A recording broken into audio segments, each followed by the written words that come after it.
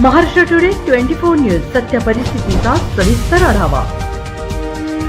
Pimpalgaon Hareshwar police station परिसरात अवैध धंदे पुन्हा जोमाने सुरू। पाचोरा तालुक्यातील पिंपळगाव हरेश्वर पोलीस स्टेशन परिसरात अवैध धंद्यासंदर्भात सामाजिक कार्यकर्त्यांनी उपोषण केल्याने अवैध धंद्यांवर काही काळ लगाम लागला, परंतु पुन्हा आता पिंपळगाव हरेश्वर पोलीस स्टेशन परिसरातील गावागावांमध्ये अवैध धंदे जोमाने चालू असल्याचे दिसत आहे। पिंपळगाव हरेश्वरच्या प्रभारी अधिकारी, ज्यांना लेडीज सिंघमच्या नावाने ओळखले जाते, त्यांनी अवैध धंदेवाल्यांकडे दुर्लक्ष केलं की काय अशा चर्चा रंगत आहे। पुन्हा सामाजिक कार्यकर्त्यांवर अवैध धंदे बंद करण्यासाठी उपोषणाची वेळ तर येणार नाही ना, असे अनेक प्रश्न विचारले जात आहेत।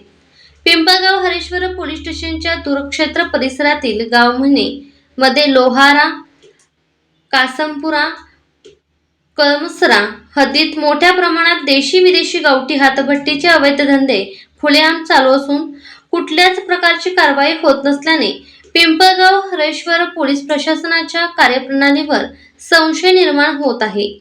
म्हणून सामाजिक कार्यकर्त्यांची मागणी आहे की स्वतः प्रभारी अधिकारी यांनी या परिसरात रेड करून अवैध धंदे बंद करण्याची मागणी जोर धरत आहे।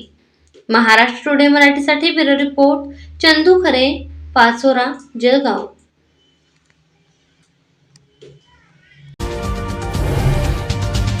आजच महाराष्ट्र टुडे 24 न्यूजला सबस्क्राईब करा आणि सत्य परिस्थितीचा सविस्तर आढावा पहा।